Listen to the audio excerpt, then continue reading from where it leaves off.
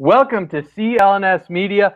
Thank you for tuning in as Martellus Bennett is back with the New England Patriots. Pats have a big game Sunday night in Mile High against the Denver Broncos here on CLNS Media.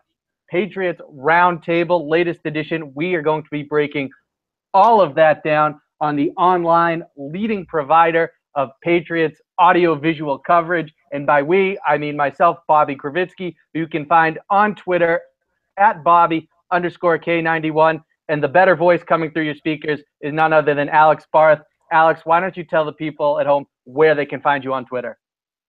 Oh, please, Bobby, you flatter me. At Real Alex Barth. If you've followed my work before, that's a new Twitter handle. I decided to change the one I made middle school at the behest of one Larry H. Russell. So thanks to Larry for finally tipping me over the edge there, something I've been meaning to do for months now. And, of course, you can find this roundtable on Twitter at CLNS Media, the CLNS Media YouTube page, also a great place to check this out. But Alex, let's dig in, shall we? I want to start with, of course, the biggest topic of the week, the return of NASA's favorite tight end to New England. I see you reaching for the helmet and the football. Marty B did the same today as he practiced. Do you think there's any chance that he actually suits up on Sunday night? I think there is absolutely a chance he suits up. Whether he plays or not is another question, but just to get to the 46-man roster, he might have to suit up.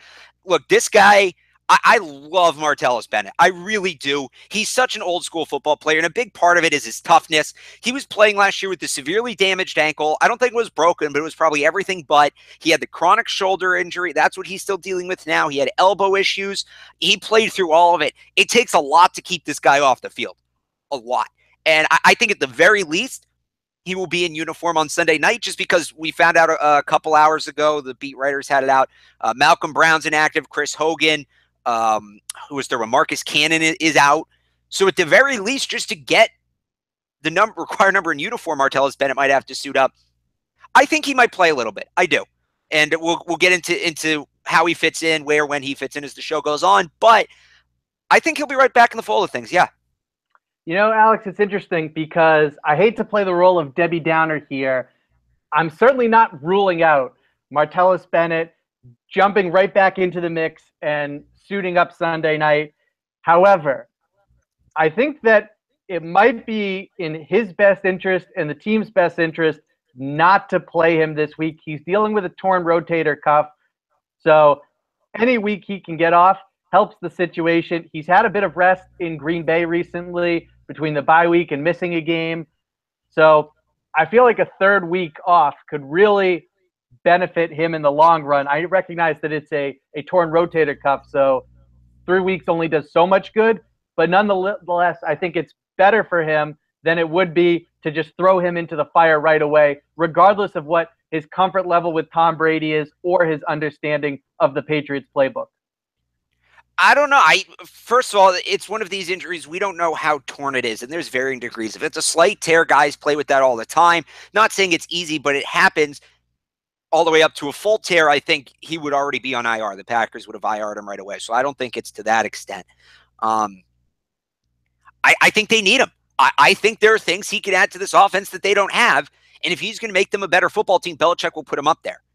Put him out there. And the real, I don't want to say damning thing to me, but what makes this so interesting, I don't know if you saw, Bobby, if you haven't seen watching at home, you can check it out. It's all over Twitter. I think it was Snapchat, Instagram, InstaFace, Snap-to-Chat, whatever Belichick wants to call it. Bennett went off on some social media. I honestly can't remember off the top of my head what it was. But you can find it on Twitter about the way the Packers treated him, specifically their medical staff. He said they misdiagnosed him. They knew the situation going in. He's very unhappy with this designated cut. What was it? Failure to disclose injury. Yeah, failure to disclose injury tag. He talked about being willing to shut it down for the Green Bay Packers. And the Patriots aren't stupid. They're going to do their due diligence. I'm sure they went and they looked and they saw, well, they asked him, are you going to shut it down if you come here? And he said he's willing to play. If he's willing to play and they've given him a physical, they'll put him out there. If he wasn't able to play, he would be on IR. I could still see them signing him and putting him on IR because it's a 3-year contract. And you don't know if he's going to retire or not, even though he said he is. That was when he was on the Packers.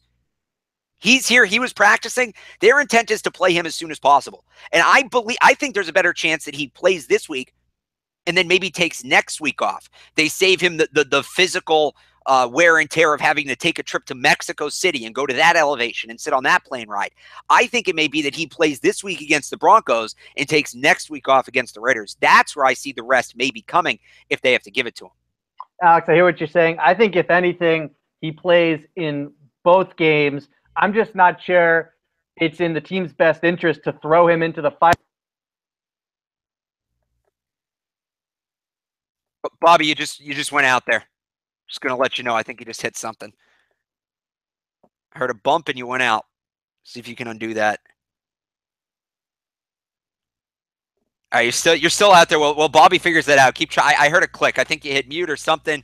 If you have a little button on your headphones, I know I do. That might be it. But while Bobby figures that out, I'll get into a little bit. So if Martellus Bennett does play on Sunday, I think it will be very few. He's not going to play a lot. He's not going to play, I would say, under 50%, under 40%, probably somewhere between 15 and 20% of the snaps, depending on how the game is going. Bobby, you still there? We got you. Nope, still out. I heard a click. I think you hit a mute button. I got one of these things on my headphones. There's the little audio thing in the middle. That might be it. I don't know. If you come back, just keep talking. When you come back in, we'll get to you. But looking at what is maybe ahead for Martellus Bennett, I'm looking at 15 to 20% of the snaps. Oh, there you go. I heard you. Bobby, you there? How about now? We got you back. Okay. Do you want me to finish my point or do you want to keep going? Absolutely. I would hate to interrupt. Okay. So 15 to 20% of the snaps for Bennett, specifically in the red zone and short yardage situations. That's been their biggest problem this year. Their red zone touchdown percentage is around 50%, which is atrocious to begin with, but for a Bill Belichick team is below basement level, okay, in that red zone percentage. The third and ones, fourth and ones, we've seen the problems too. They brought in Mike Gillislee thinking he would be the LeGarrette Blount automatic 1 yard back. He has been far from that. He has been maybe, outside of Stephon Gilmore, the biggest disappointment on this team this year. So when you get into those short yardage situations, Marty Bennett, look, whatever, you mentioned the rotator cuff injury, and I said, okay, we don't know the degree. It hurts. It's going to impair him to some extent. He can't get his hands above his head. But if he can run 4 yards, turn around, and you throw him the ball, he can still out-muscle guys like he did last season. In the red zone, that's going to be huge. And a third and one, fourth and one, it can help a little bit. The one other angle, and one of the first most common tweets I saw yesterday when Bennett got signed was, "So long, Dwayne Allen. Goodbye, Dwayne Allen."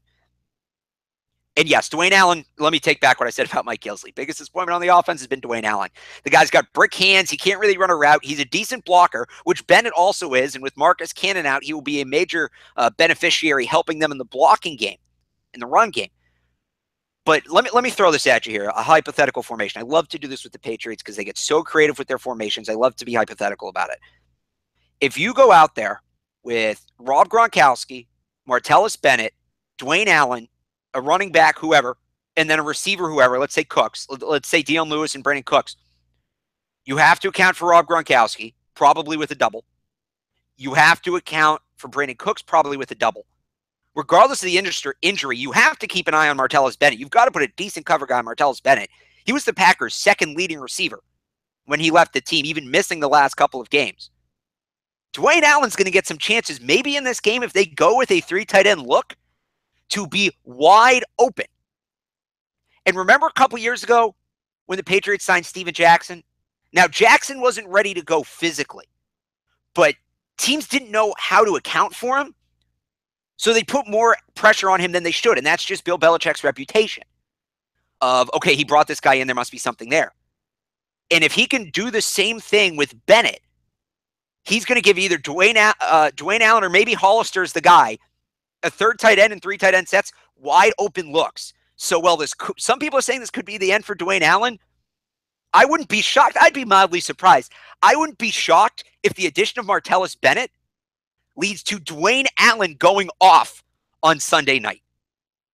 I don't know about going off. That might be wording our definition for Dwayne Allen. Going off is like 3 catches. Sure. By his standards this season, absolutely. With Dwayne Allen, quite frankly, and you talked about his stone hands, the biggest problem has been that he still doesn't seem like he really knows the playbook. He's had trouble grasping it, and that happens. We've seen players who have been in the league for much longer. A prime example that comes to the front of most people's mind when you go down this road is Joey Galloway, who just couldn't get on the same page with Brady and just couldn't grasp what the Patriots were asking to do. That seems to be the biggest issue plaguing Dwayne Allen right now. And we're already halfway through the season, so it's disappointing, and you have no idea being on the outside of the situation if it will ever click and where he's at right now compared to where he was at 2 weeks ago when the Patriots were playing the Chargers. But I do agree with your overall point that having Bennett in the mix ultimately could be a good thing for Dwayne Allen, specifically in the passing game, where he's probably going to find some chances to find a crease in the defense that, if Brady will look his way, can result in some opportunities for him to make a play in the passing game. His blocking, he came in with the reputation as a good blocker. It has been, by his standards, a disappointment in that category as well. We know that Bennett is good to go in that front, and so we'll see how much of an impact the rotator cuff injury has. But Alex, I do want to bring it back to before my mic cut out for a second now, because there's just so much gray in this situation with Martellus Bennett, where on one side of the fence, you have him telling you that most of the surgeons that he met with who are not affiliated with the Packers recommended surgery. Then you have the fact that he went to the Packers and said, I would like to have surgery, and shut it down. And that Green Bay, the root of him being put on waivers was them not wanting Martellus Bennett to be on their books moving forward. So it's interesting to see, because on the other side of the fence, Alex, it's an injury that Martellus Bennett can play through. And like you said at the top of the program, he's known for playing through injuries. He did it last season in New England. There were plenty of times where he went down and it looked like his season was about to be over as this massive 6'6" frame lies crumpled on the ground. And then sure enough, he pops up and he's back to having a terrific game the rest of the way. So it's a situation where we don't know the degree. You're right. At the same time, we do know that he has people in the medical world recommending surgery. And yet, on the other side of the spectrum is the reality that he can still play through this. And Green Bay has lit a fire under him to play through this. So it sounds like surgery would be the best decision, but that he's opted to play through it. And we'll see whether or not he's in the uniform and in the mix Sunday night. I do agree, though, the red zone, short yardage situations in general, probably the best way to use him and maximize his snap count. Yeah, I wouldn't put him into any position where he's running freely on the field, red zone, near the sidelines, that kind of thing. You mentioned that the doctor's telling him he needs surgery, and we've seen this before, where you hear a player needs surgery, but they still wait till the offseason to get it. We don't know if these doctors said he needs surgery immediately or he needs surgery eventually, because that's going to be a big difference. But I like the point you made about the Packers lighting a fire under Bennett. Matt Chatham, former Patriots linebacker on Twitter earlier today, said, NFL players have every right, and I agree with him 100% on this. NFL players have every right to not want to play for one team and protect their health, but want to play for another and decide it's worth it. And I don't even know if the Patriots needed to necessarily claim Bennett off waivers. I think he would have gone all the way through. We have found yet another guy that will add to Bill Belichick's coaching legacy of the fact that there are certain players that will only play for him. LeGarrette Blount most recently. We can go back to Randy Moss. We can go back to guys like David Patton, David Givens, Rodney Harrison, guys that just succeed in this system that don't succeed anywhere else. To me, that Bennett rant on social media should be a part of Bill Belichick's Hall of Fame plaque, because that just shows you, look at this guy. Think about that on any other team. He just eviscerated a team on social media. He named a trainer by name, openly. And would we be shocked if in the second half of the season he puts up all pro type numbers? No. Because it's the Patriots and because it's Belichick. And they can take this risk and they can take this chance that no other team can. And it's part of what makes them so much better. Look, I'm still not convinced we're done with LeGarrette Blount. The Eagles just traded for Jay Ajayi. He's one of the best running backs in the league, and he can do everything Blount can, but better. We had a comment on YouTube. This is from KWAPT. what do I think is contributing to Gillislee's lack of success? He's not that good. He never was that good. I wasn't a huge fan of his in Buffalo. He ran behind a good offensive line. The Patriots offered him a big contract because they wanted to get the Bills to do something stupid and match it. Remember, Gillislee was a restricted free agent. The Bills didn't. And what do you know? The Bills made a smart move. Gillislee's not that good. If the Eagles are going to part ways with Blount, which just wait, it's coming because his carries are about to get slashed. He'll be back in here before the playoffs. It'll be the same thing. 24 hours later, he will be in uniform practicing with the New England Patriots. Gillislee's on a one-year deal. They can finagle their way out of that. This is just what sets the Patriots ahead, and it happens almost every year, and I love it. I just love it. I thought, and I said on our Jimmy Garoppolo discussion a couple weeks ago, and this was a little bit of hyperbole, they could have traded Jimmy Garoppolo for Chandler Jones, and it wouldn't floor me. I love how the Patriots can do this. Well, you can manipulate the salary cap as much as you want. I don't think they could have traded Garoppolo's rookie contract and fit Chandler Jones in, given their lack of cap space. There was a lot in there I agreed with. It felt to me like a lot of hyperbole. Let's go to Mike Gillislee, because I think he's a very important part of Sunday night's game, not to mention just the season in general moving forward. One of the issues with LeGarrette Blount, who I'm a big fan of his game, was there were certain defenses that effective against, because he's someone who is at his best at the second level, but at the same time struggles to get himself there. He puts a lot of pressure on the offensive line to take care of that first chapter and then get him into some open space where he can run guys over and he can make guys miss.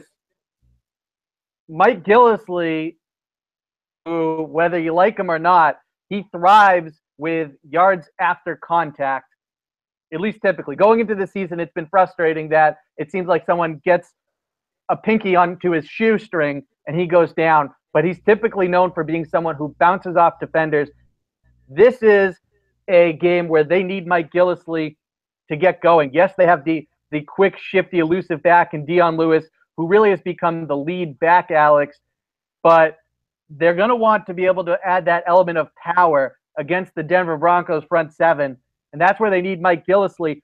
Part of the reason that LeGarrette Blount isn't here and that Mike Gillislee is the fact that these are the games where they need someone they can trust to get yards on the ground, especially short yardage situations, whether it's the red zone, whether it's second or third and short, or if they go for it on fourth down. So Mike Gillislee, this is really the biggest reason that he's here and LeGarrette Blount's not. They need him to step it up Sunday night. I will say this, though, and you talk about what the Patriots running game needs on Sunday. We'll talk about this more, by the way, on the CLNS pregame show. That will be Sunday at 6:30. You can catch that on the CLNS Facebook page and on Periscope at Patriots CLNS on Twitter. And we'll talk about this more on Sunday, but the Patriots are going to need to run this game. They're not going to throw a lot. We know that. We know what the Denver secondary is all about. But with some of the subtractions the Denver secondary defense has had, they're still very good defense, but they're not that defense that went to the Super Bowl with Peyton Manning a couple years ago. They're big, they're mean, they're physical. They're not fast, at least compared to what they used to be. They don't have a lot of speed. And yeah, their front seven isn't what it was. You can go in between the tackles, and there's going to need to be some of that. But we saw the Patriots do this against the Saints and a little bit against the Chiefs. And the Chiefs' defense reminds me a lot of the Broncos' defense, AFC West. Look for Brandon Cooks and Philip Dorsett to carry the ball a decent amount of times in this game. Decent for wide receiver. Maybe a couple carries a pop. That end around, the jet sweep, screens outside, getting those guys the ball in space without having to put it down the field.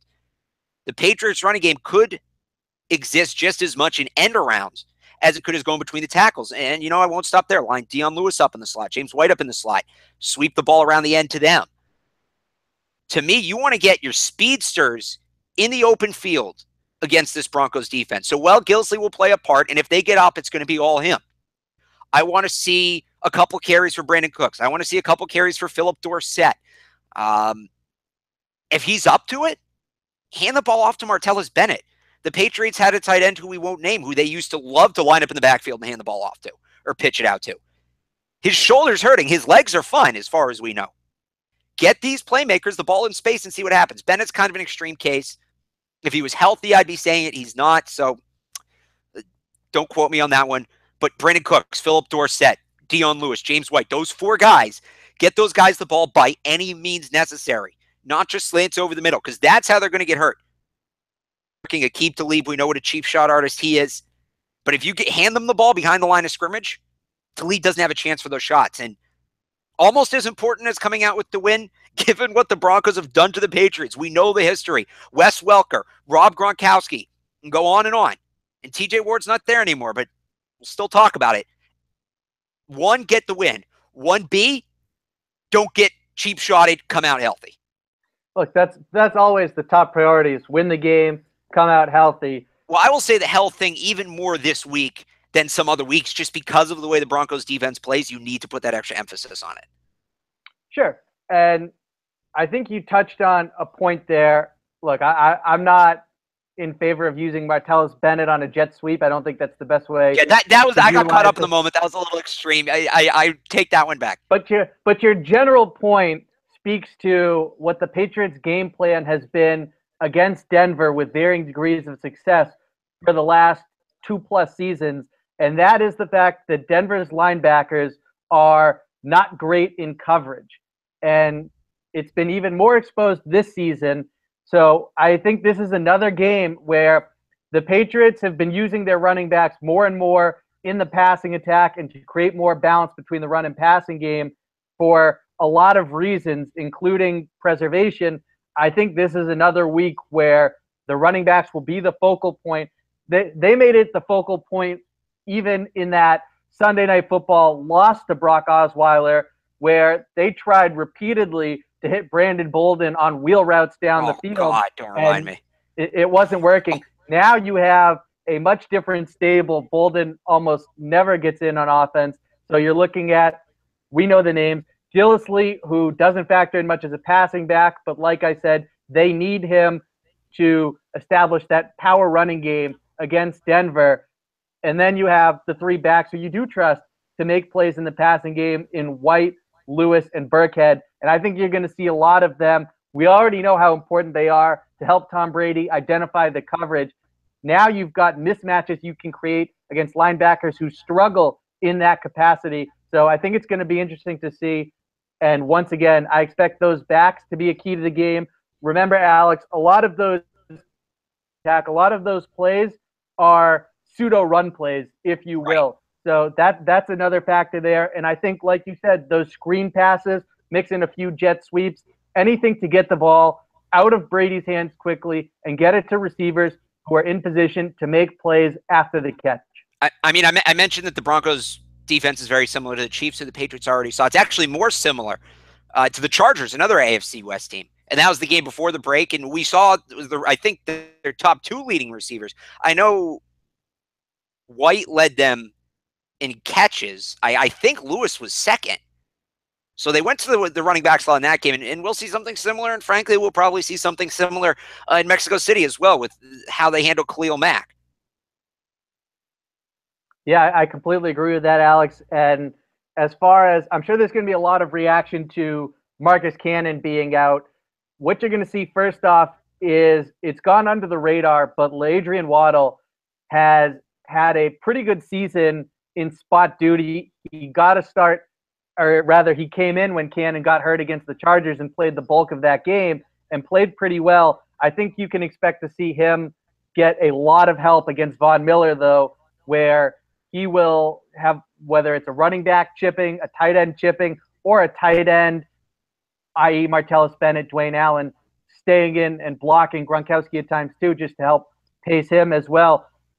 And Waddle, even if you go back, he got the start against the Houston Texans, a very difficult front. Yeah. And he had a solid game. He's really starting to return to form. Bill Belichick was singing his praises this week about the fact that when he came over here, he had an injury, and he's starting to, 1, get healthier, and 2, just he's improved as a player physically since they first acquired him. So it's going to be interesting to see how he does. But regardless, I think you can expect to see him get a lot of help on the right side of that line. And I'll say this, the one running back we haven't talked about, and he was actually second in catches last week, not Lewis, was Rex Burkhead. Burkhead's their best I blocking believe he had back. 7 catches. Right. Burkhead's their best blocking back. So you talk about giving help to Landry and Waddle. Might see some, I think a popular formation this week could be 2 running back sets with White on one side, Burkhead on the other. Burkhead's going to stay in and block. White's going to kick out back around him. And it'll kind of create that pick that they like to run, but create in the backfield so we don't get as many offensive PIs, hopefully. Although it is Walt Coleman doing the game, and no Patriots fan should ever have anything bad to say about Walt Coleman because of the gift he gave us in 2001. But Burkhead's going to be a factor probably as much in the blocking game as he is in carrying the ball and catching the ball. I saw we had the comment you replied there on YouTube, the update on Malcolm Mitchell. This one's interesting because I think they planned on having him back at the beginning of the season, and sounds like he's not going to be back from the little rumblings I've heard. But just to bring it back to where he started, if he's coming back, I wonder if they bring in Bennett. I wonder if Bennett coming in tells us, yeah, no Malcolm Mitchell this year. I think that, it's a tough call on that. There certainly seems to be concern that Mitchell is not coming back this season. He's obviously a player with a history of injuries dating back to college, so you have to manage him. I do think they hoped that he could come back at the end of the season when he was eligible. I don't think they considered it a formality or a given when he was put on IR in the preseason. So it's going to be interesting to see if he can come back. And regardless of whether or not Martellus Bennett was brought in as a reactionary move, which I don't think it was, not to say it wasn't a factor, but I don't think it was exclusively Mitchell's out, we need to get someone, Bennett's available. I think that Bennett being here really helps to alleviate that pressure because they need more size in the red zone. Mitchell is someone they trust outside the numbers. You can send Martellus Bennett different routes, but to the same spots nonetheless, and different way of getting comparable production, quite frankly, and achieving those goals of moving the ball in difficult spots through the air. So it's going to be interesting to see how much of an impact Bennett has, whether or not Mitchell comes back. Like you said, not a great feeling on whether or not he's going to return right now. It seems like it's trending towards being a no, but time will tell on that front. It feels like 55, 60% no right now. I mean, it's still up to anybody to call, and I think they can bring him back at any point before the end of the season. I think that's how that designated to return IR works. I know they can't bring him back. The earliest they could have brought him back was this last week. So once you practice, you have 21 days. Right. I know that. I don't know if he has to practice by a certain date. If they hit a certain date and it's like, it doesn't matter now, he can't come back. I don't know if there's a cutoff date like that. I believe it's just the end of the regular season. I don't think you can bring a guy back midway through the playoffs, but I think week 17 is the latest they can bring him back. So they have the time. They have one more designated to return spot. I can't think of anybody else who's on IR right now. We know Shane McClellan is done for the season. So outside of him, I can't think of anybody else who would be worth using that spot on, who has a realistic chance of coming back. Edelman is. Somebody said to me today. Well, what if Edelman's ready for the playoffs? That's beyond a long shot. I wouldn't count on that. And maybe I'm missing somebody obvious. Hightower, it sounds like for sure is done for the year as well. I can't think of anybody else on IR that it would be worth using that designated to return spot to bring them back. Well, if it's not Mitchell, then it's going to be Denzel Valentine, who seems like he is trending towards being able to play this season. So remember, Shea McClellan, despite not coming back to play, came back to practice. So therefore, he used one of their 2 IR to return slots. So they only have one left. It's presumably between Valentine and Mitchell.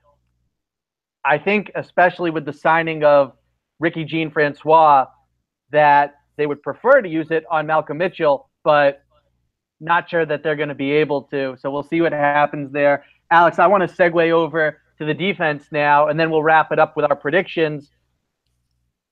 It's interesting to me, Brock Osweiler, quite frankly, one of the worst quarterbacks in the league. It's one of those situations where you look at the matchup and you say, the Patriots defense, it's another chance for them to to take a step in the right direction. How do you see this going down? As the key to me, I'm curious whether or not you agree, is containing the running game. Don't let Denver get going on the ground. Oh, yeah. Well, there's that game, was it 2 years ago, right, in Denver, the one that went to overtime, and C.J. Anderson had the game-winning touchdown in the snow. Osweiler, he might make one play. You just make Brock Osweiler beat you. If they beat you through the air, so well and good. That happens. You're in a tough place to play, but don't let him beat you on the ground. That's where they have to go. That's been this team's identity for years now, going back to the year they won the Super Bowl. They're one of the last power run teams that can win on a power run system. You got to load the box. Not having Malcolm Brown is going to hurt. I think he's been an excellent player this year. His year 2 to year 3 jump has been outstanding. You got to stack, and losing Hightower as well is going to hurt. I think we'll see a decent amount of David Harris, Ricky Jean-Francois. Hopefully he can get right into it because I think he's a good player against the run. They should have 7-8 again in the box at all times. It sounds like Stephon Gilmore is going to be back. So if you have him, you have Malcolm Mitchell, you have Johnson Batamosi, who's been playing well. All those guys should be fine in man-to-man coverage. The Broncos don't really have anybody who scares me. Emmanuel Sanders is fast. He's decent, but if you start pushing him around a little bit, he'll kind of give. He won't become a threat. Demaryius Thomas, one of the most overrated players in football, beyond soft as a wide receiver. Most guys, believe it or not, catch that pass last year. I know the McCourty hit looked big on TV. It wasn't. That ball's caught more often than not. You can easily take Demaryius Thomas out of the game if you hit him in the face once or twice early on. Maybe a PI or two early, but it'll be worth it. Who else? AJ Derby, does he scare you? No. I'm not really worried about any of their receivers. I'm obviously not worried about Brock Osweiler. Stop the running game. Make that piss-poor pass attack beat you. And if they do, they just had a good day, and you say, all right, we were on the road in a tough spot, and they played the best game they'll play all year. You got to come out one-on-one coverage on the outside, basic cover 2-man, 7-8 in the box even, and just bring the heat. Bring the heat, bring the run blitz, close up those gaps in the middle. Not even just make them beat you with the run. Make them beat you with the run. Take away the run inside. Make them run the ball to the outside. Their strength on the offensive line is in the middle. Take that away. Come up the gap. 3 out of 4 plays. Keep them in second and long, third and long. They're going to run on first down more often than not. I feel comfortable saying that. If you can hold them to 1-2 yards a pop on first down, you're going to be fine. The Patriots defense's biggest issue this year has been teams running the ball for 5 yards on first down almost consistently. I looked up the number before the Chargers game. It was around 4.8 yards a carry on first down, and I think that went up. And that's a terrible number. You need to hold them to 1 or 2 yards on first down on the rush, and if you're forcing them into 2nd and 7, 3rd and 7, 3rd and 8, longer plays like that, the defense should look really good. It's all going to be about their ability to contain the run specifically on first down and force those second and long situations. You mentioned Francois. We didn't talk about him much, and obviously he's going to be overshadowed by the Bennett signing, but hopefully he can slide right in because he will be a guy that should factor in and will factor in if he's caught up with the playbook coming in here mid-season. Yeah, he can be a huge addition for them, stopping the run. What I'm curious to see is when they've played Denver, including last season, what they've liked to do is play more zone than man. And they're close to a 50-50 split this season between the two coverages. And obviously there's a lot of varieties of zone and a lot of different ways you can play man as well. But nonetheless, when you just look at it in general, zone versus man, the Patriots have close to a 50-50 split between the two. Stephon Gilmore, we know what he likes to do, man coverage. Give me my assignment. Let me study one guy all week, and let me just stay with him wherever he goes. Yes, go ahead. I would 100% put him on Demaryius Thomas because you talk about a guy that's going to beat a receiver up, and you can trust Demaryius Thomas to make a couple mistakes if Gilmore falls off his routes. Put Gilmore on him early. Big physical corner. That is kryptonite to Demaryius Thomas. Just, for lack of a better term, beat the crap out of him early. Hit him at the line, jam him at the line, force him to the ground, force him to the side, force him off his spot, and you're going to get in his head. And real quick, also, I just want to correct. Somebody pointed out here on YouTube, when I said the Broncos are a power run team, I know they're zone run. I meant a power run style, primarily power backs as opposed to scat backs, speed backs, etc. So thank you for pointing that out. Thanks for keeping me honest. I just wanted to clarify on that. Yeah, and don't forget within their zone running scheme, Alex, that you talked about the strength of that offensive line is the interior. While that may be true, and I do like Garrett Bowles, a tackle as well, they like to get a lot of outside runs, and especially when they had Kubiak, they had success with Osweiler in stretch run situations. That was, in fact, how C.J. Anderson made that play for the game-winning touchdown in overtime. And the Patriots defense, they've done a good job of shoring it up the last few weeks, but really their Achilles heel is those outside runs, those stretch runs. So I think Denver is going to look to test them in that regard. Believe me, just because the strength of your offensive line is the interior doesn't mean you can't send those guys on traps and pulls and wham blocks and whatnot. So it's going to be interesting to see.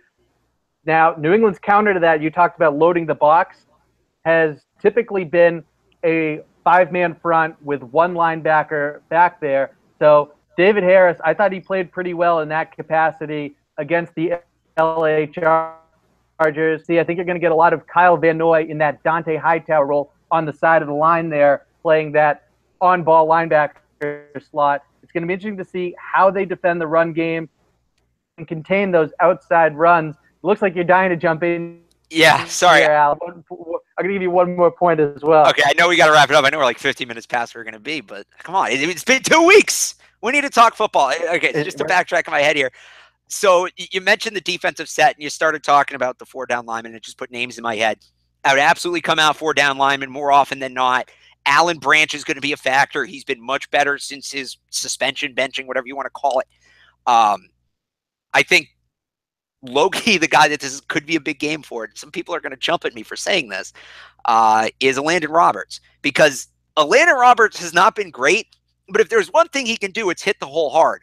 Now, it's not always the right hole, and he likes to guess, but given how much Denver runs the ball, and they have very defined run tendencies, he's going to guess correctly more often this week than other weeks. My default set would be the four-down linemen, Harris and Roberts, and then Chung in the box on early downs. So four-down linemen, two linebackers, and a safety that's essentially an undersized linebacker and Chung. And then go to Van Noy maybe when you get into more passing situations, because I like Van Noy in coverage, but I think Van Noy's been the most underrated player on this defense this year. I hope we see a lot of him, but I just want to throw in, I know Roberts has made us pull our hair out as watching the Patriots this year. Trust me, I have not been the biggest fan of his, but it's weird because Denver plays such as antiquated, nearly extinct style of offense, given the situation, their personnel situation. Put Landon Roberts in 1998, and he's a near stud linebacker, given the way he plays. There's no room for that player in the game anymore, but Denver runs an offense straight out of 1998. So you have this weird kind of two ships passing in the night where this is the game of Landon Roberts was made for in like the worst way possible. I almost feel like I'm insulting him saying he should be a big factor in this game. But if he's going to hit the hole and hit it hard, just hope he guesses right and put him out there. Because against these running backs, we saw last week against the Chargers, there were a couple times he guessed right and it worked really well. So I think he has more chances to guess right this week, and I'd absolutely get him out on the field. Yeah, it's an interesting point for sure, how they stack it up. I still expect to see a lot of that five guys down there with one linebacker and Chung. So certainly they'll mix it up, though. Chung basically a linebacker, to be fair. I think we can agree. For sure. And on top of that, there will obviously be some situations that call for having two off-the-ball linebackers. And I think Kyle Van Noy, who you're absolutely right, he's not getting his proper credit this season. He has been improved in every area. You know, he's not great in any area. Some people would use harsher words, but nonetheless, he is solid in each area. And so he's been able to contribute regardless of the situation. He's not, and you hit it perfectly on the head. I'm trying to think of the comparison. If I'll go way back here, I'll go way back to 2001 and Brian Cox. I was going to go for Abel. Abel's a little better player than he was, but I'm going to go Brian Cox here. He's not, and Brian Cox this just applies to Cox tenure on the Patriots, not his whole career. He's not outstanding at any one thing, but you can ask him to do just about anything a linebacker is expected to do, and he's going to do it at a competent level. And we've seen Belichick turn those kind of players into Pro Bowlers, into All-Pros. Here's a guy I talked about at the top of the show. Really was cast off as a bust in Detroit. Nobody in the NFL wanted anything to do with him. And he's put together not a Pro Bowl season, but a pretty damn good season here in New England. And all the credit in the world to Bill Belichick, Ernie Adams, the Patriots defensive coaching staff for figuring out and it's crazy to think somebody wasn't using him right, considering he can do a little bit of everything. But however they were using him in Detroit, and I haven't seen much tape on it, it wasn't right. The Patriots have figured out his role, and that safety against the Falcons, that was almost a month ago now. It really encapsulates everything he's become as a football player in the New England Patriots organization. I know we got to wrap up, so I'm going to try to hold my tongue from here. We will wrap up, Alex. Let's just cut right to the chase in terms of predictions for Sunday night. I think you've tipped your hand who you're going with. So why don't we kick it off with you and leave mine as a surprise? Okay, so you're going to pull that. I'm going to pull a big market tease on you. I always end my pregame show with a prediction, so I will tell everybody for my prediction. It's going to be a good one. Tune into the CLNS Media Patriots pregame show Sunday at 6:30. You can catch that on the CLNS Media Facebook page or on the Patriots Twitter Periscope at Patriots CLNS. You can catch me in those places. We'll talk about the Patriots 2 hours prior to kickoff, take you up until the game. And for updates on all that, obviously follow CLNS on Twitter at CLNS Media. So catch my prediction at the end of that show. There you go. All right, so you're going to have to wait to get Alex's prediction. Be sure to tune in. I'll give you mine right now. Listen, I think that we're well aware as Patriots fans that Denver has proven to be a house of horrors. There's plenty of times where you look at it on paper and you say the Patriots should win this game, and then you see how the sausage gets made and it doesn't taste so good. It's a loss. Well, I think that this is one of those situations where you look at the fact that the Patriots, they are 4-7 in Denver in the Bill Belichick era. I think it's about to be 5. I look at Denver this season and their struggles on offense. I think that the defense, for a couple of reasons, including perhaps just frustration with the lack of production on the other side of the ball, hasn't been quite as good as it's been before. And it's still been very good, but it hasn't been locked down. How do we move the football? How do we sustain drives against this defense caliber production, at least not consistently? So I think the Patriots should be able to have success on both sides of the ball. I'm going with the Patriots to win this game by a final score of 31-20. I'd be okay with that. That's not bad. Still a little close so we get the entertainment level. I'm about it. Yeah, I think it's going to be worth tuning in wire to wire, especially if you're a Patriots fan. Who doesn't want to see Brian Hoyer come in for a couple kneel downs? I would love it if Belichick just sent him out there. Just a big F you to everybody.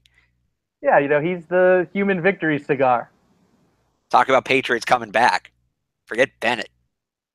I can't believe that you dropped a Brian Cox reference on us. But I'll do that. Get on more shows, man. I will do that constantly. Last year, when everybody was all excited about Le'Veon Bell's little shifty running, did the exact same thing. Antoine Smith. Just saying. It's what he does after the cuts that makes Le'Veon Bell so much better. I didn't like the Cox Van Noy analogy. I'm not liking the comparison here between these two backs. But I will tell you, Brian Cox had one of the most significant plays of that 2000 season. So if you haven't seen it, go back and just type in on YouTube, Brian Cox, Jerome Pathon. Quite a hit, quite a game changer for that Patriots' first Super Bowl run. Be sure, of course, to tune in after you've checked out this edition of the Patriots Roundtable. We will be back Monday morning to break down the Patriots-Broncos game, regardless of how it shakes out. We will get you more details on the time, but you know where to tune in. Same place you can go to find this one. That is on the CLNS Media YouTube page. You can also find it by going through our Twitter handle at CLNS Media. So for Alex Barth, I'm Bobby Kravitsky. Thank you for tuning in and have a great week.